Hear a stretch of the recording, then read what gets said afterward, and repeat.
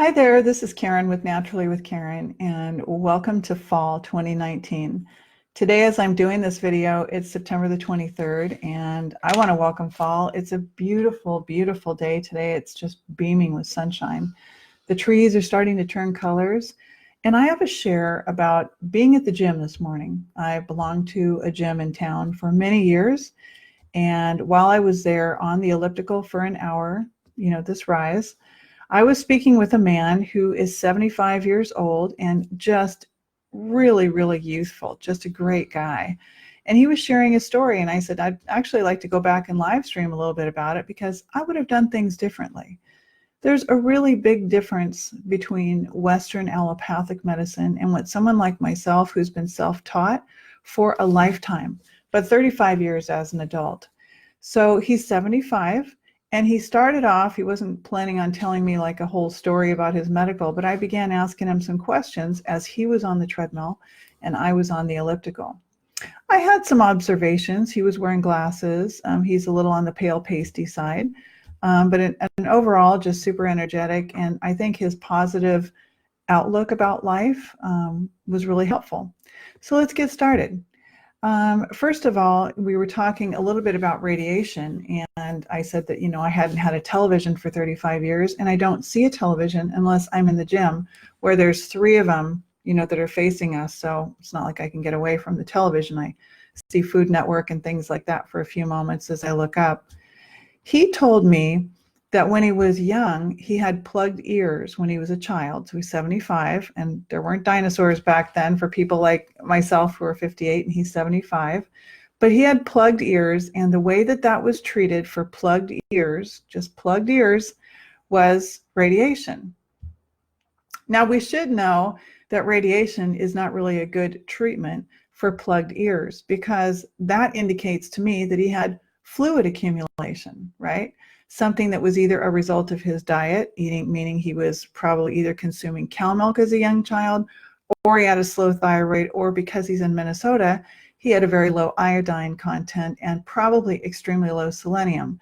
So it made him more prone to fluid accumulation. So I kind of earmarked that. I had that in mind as he was sharing his story. I want to welcome who's ever joined us.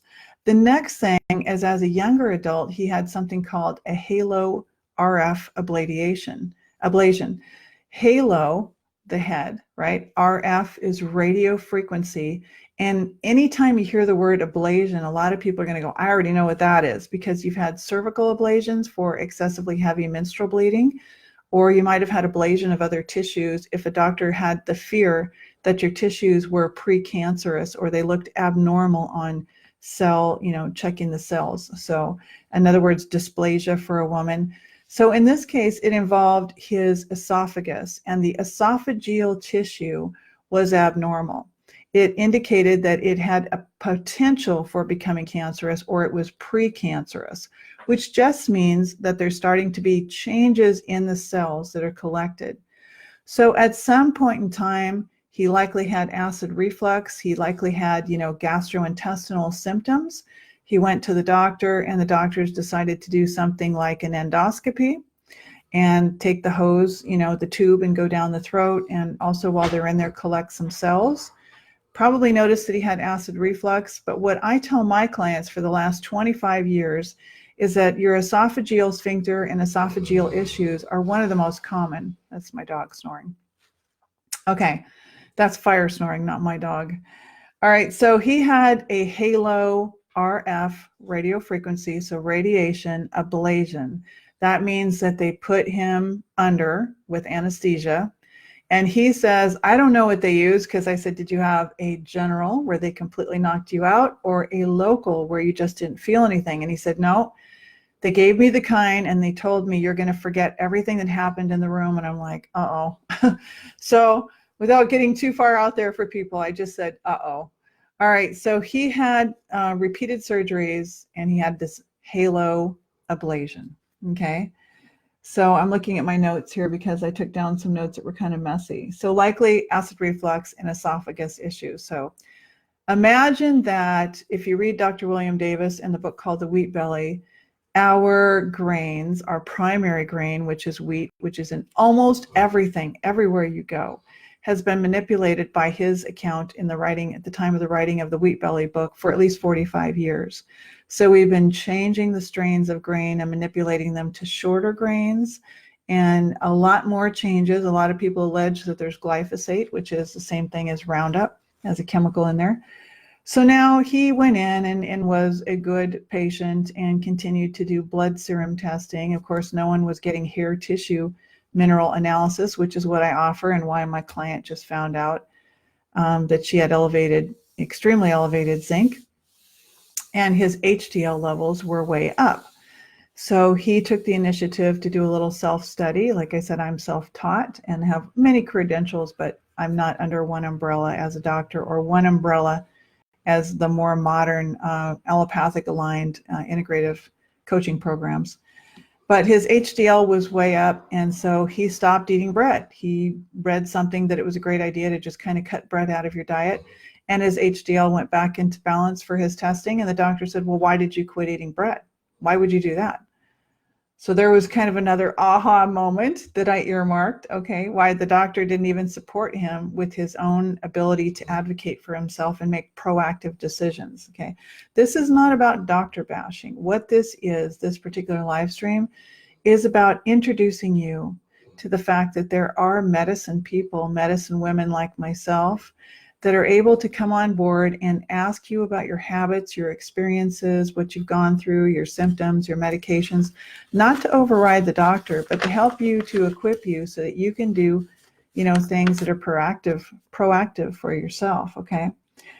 So he stopped eating the wheat. The doctor asked him why. He went into diabetes type 2. So now he's officially diagnosed with diabetes type 2. And just after that, he went into experiencing vertigo. If you don't know what vertigo is, it's extremely common. I would say probably 80% of people are going to experience it at some point in their life. It could be simply a microorganism imbalance, something like candida, where now you've got this buildup of unhealthy bugs, if you will. And so because of the vertigo, they gave him an MRI scan. So he went into a big old magnet scanning machine to figure out, and of course, nothing was found. Right? Because they're looking for, if people want to find it, figure it out, go in and check me and make sure I don't have a cyst nodule or a tumor in my head, and nothing was found. He was then placed on the FOD diet. FOD diet has a food mapping system. They want you to stick over to the lower FOD foods and not the higher FOD foods. So they give you a list of fruits and vegetables, and then they tell you about different kinds of grains and foods that you should be eating. Some of the foods I quickly made a note by going over, because I hadn't looked at the FOD diet for many, many years. And some of the low items that are highly recommended for people with diabetes type 2 and vertigo and what's going on with this gentleman all could have been circumvented by the time he was 10 years old, and he would have never had to go through all these things. But no one's really telling you this, okay? So on the low items were wheat. We just talked about why that's not such a good idea. Brown rice, butter, and hard cheeses. Now, the last thing that ended up, because Kim, you're joining us, and bless up, good to see you, is a 75-year-old man, pale and pasty, otherwise healthy, vibrant, has a great attitude, is always wearing his glasses, and he's on the treadmill working out next to me as I was on the elliptical for an hour. He was probably there for about a half an hour. And he loves to talk, and he was telling me about how long ago they had used radiation because as a boy, he had plugged ears, okay? So I'm thinking in my mind, fluid accumulation. Obviously, he's here in Minnesota. There's low iodine, low selenium, likely was, having the standard American diet, which he confirmed because I asked him. And he said, yeah, it was meat, veggies, and potatoes, and lots of meat and potatoes, lots and lots of meat and potatoes, and lots of cow milk. So I said, well, and the cow milk is pasteurized and homogenized, it's heated up, and so it's actually going to contribute to fluid accumulation in the ears and the tonsils and the adenoids, in large head circumference and everything all the way around, okay? So he went from plugged ears and radiation into a Halo RF ablation, meaning that he had more radiation, radio frequency, used on his esophagus and his neck. So what is that also going to do if he had a slowed thyroid and he lived in Minnesota, okay? Anywhere you're living, on whatever ground that you're living, if it's low in iodine, meaning it's not coastal, it's landlocked. If it's low in selenium, if your land, and you can look up soil maps, there are soil maps that are around for everywhere that you might live that will give you a good idea about what kind of vitamins and minerals are in the soil. And again, if we just keep growing and growing on that ground, like a lot of my relatives around here just grow and grow every year, but they never think about putting the minerals back. And that's why we use, like we used in my garden, and my tomatoes tasted so good, they were so beautiful, is because we kept putting the compost, which is food matter that is broken down, the compost, right? So that's why I was running the green biodegradable bags over to WLSSD in my car all summer long, and dropping off those compostable food items. Then as I was in a Duluth Community Gardens, we had compost, a big pile there that we could go shovel and put on our gardens. So he went from plugged ears to esophageal and acid reflux issues, right? That he had radiation to diabetes, to IBS, the irritable bowel. He was put on the FOD diet, to vertigo, and he was put in an MRI scanning machine. Okay.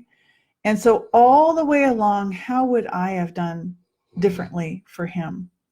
I would have had, let's say he was a 10-year-old child that had already had the radiation on his ears and was already moving his way into acid reflux, and then all down this long list. And his list is relatively shorter because I note something about him for many years, seeing him in the gym, that he's a really proactive individual. So he'll go look something up and he'll stop eating as much, although he told me he was eating candy bars on the bus ride home last night, and I was going, okay, which of us is perfect? It certainly isn't me. I'm not perfect. And so now, if I'm stabilized where my energy was not so stabilized for a while with a family member, I'm going to be more prone to grab something, to make a decision based on impulse. That's what addiction is. It's impulsive, selfish, and it's a weakened state of mind, right? So the same thing could be true with us, needing minerals and polyphenols and grabbing the chocolate bar. But now in a stabilized way, my energy is more stabilized through sleep, walking, sunshine, getting my diet really balanced again, taking care of me again. I turn the label over, and even though it says dark chocolate, I find milk solids or some of these ingredients. So it's really important to turn it over, where when I was in a state of, chaos and unstable, destabilized energy, you're not thinking that way. You're thinking, let me just survive right now, or I've got 2 minutes to grab something and get in the car. And so you can see where when people are under stress and trauma, they're not going to make the best decisions. So he went from all of these issues. And then when he was on the bus, he went to New York on the bus. And on the bus, he ended up experiencing some sciatic issues. There's a sciatic nerve that runs from the end of your ankle and all the way up to your glutes. And I work on it a lot when clients come to the table. So what I would have done differently if he was a 10-year-old boy right now that had already had, some radiation due to having plugged ears, is I would find out that his metabolism is probably a slow type 1, that he was very slowed down, that he had adrenal and thyroid deficiencies, and I would help him to start to pop those up. I would find out if his family had contributed through family inheritance, multiple generational family inheritance, if he had levels of mercury, aluminum, uranium, beryllium, lead, arsenic, what else was going on, so that we could take care of that first. And I believe we would have circumvented the IBS, the vertigo, the diabetes, and the Halo ablation. Now he goes in, and twice a year they want to do a biopsy by having him go into the surgery room. And in his own words, him not being aware of what I do, he said, it's like cattle. We're lined up, it's a 20-minute procedure, but there's a room full of people that are going to go in one after the other, get wheeled into the operating room, and they're going to go take a biopsy of my esophageal tissue. So they're going to put the endoscopy tube down, and they're going to clip and collect a sample of esophageal tissue. So if we were not sold food products, food drugs, food chemicals, I'm going to name all three, we would have never had acid reflux. We would have never had irritable bowel, IBS. We would have never had people with all of the vertigo and the candida. We would have never had all of the issues he's been through were opportunistic issues, meaning that now if 40 to 50%, and I believe it's quite a bit higher than that, but I'll be extremely conservative on my estimates here, of our population from ages, children all the way up, are partaking of medical treatments and procedures, MRI scans, and endless, they wanted to do biopsies on him much more than twice a year. And I said, you better pull yourself out of that, because there's very, very, very, very rarely is there ever a need for a biopsy, meaning to collect human tissue and put it under a microscope. So all of these years following a Halo, H-A-L-O, RF radiofrequency ablation. An ablation could also be a cervical ablation, which is done really commonly for women that are bleeding heavily, right? And I've warned women repeatedly, let's figure out the root cause as to why you're bleeding so heavy or why you've got so much PMS. Just like my client, this morning, this rise, her zinc was elevated all the way to the top of the chart on the hair tissue mineral analysis. So I was able to see elevated mercury, elevated aluminum slightly, and super elevated zinc, and then look at the whole picture and realize that copper was likely bound in her liver. We needed to mobilize that. But I've got to bust through the paradigms of protein and calcium with almost every single client that I have. And so they start to, really hold on to that. And some people get just downright, I'm not this client today, but there have been clients in the past that get downright adversarial, because as we hold on to our disease code, our diagnosis, we get married to it. As we hold on to these propagandized mythologies of protein and calcium, everywhere you go in the natural food store, you've got protein bars. This has 30 grams. This has 23. Protein does not stabilize you, not in the sense that you think that it does. You can eat a diet of high vegetables and fruits.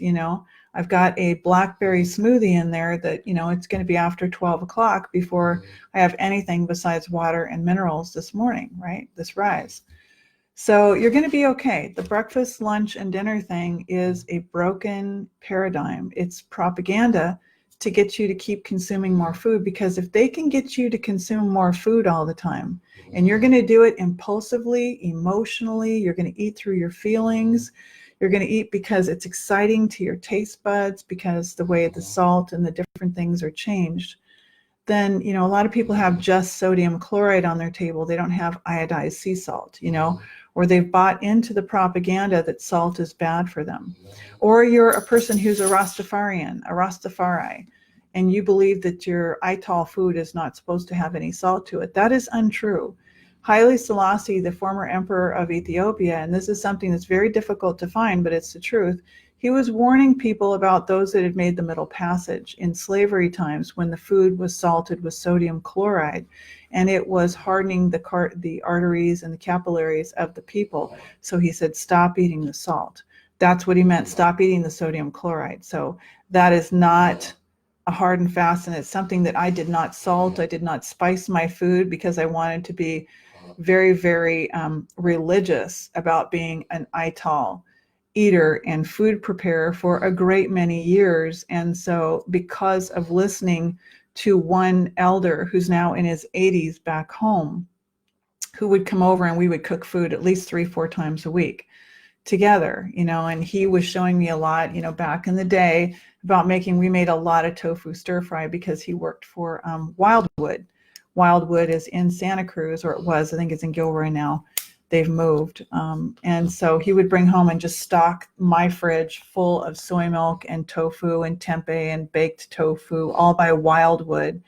I still buy Wildwood's, it's It's a garlic, it's a noli spread. And so it's almost like a mayonnaise, but it's got a lot of hint of garlic. And I will use that for like raw zucchini noodles, zoodles, and I'll turn that into like a fettuccine. And it's, if you can find it in the store, it's about $6 for a glass jar, and it's called by Wildwood, and it's called Anoli. Oh wait, aioli. I'm sorry, A-I-O-L-I. I was getting it confused for a minute.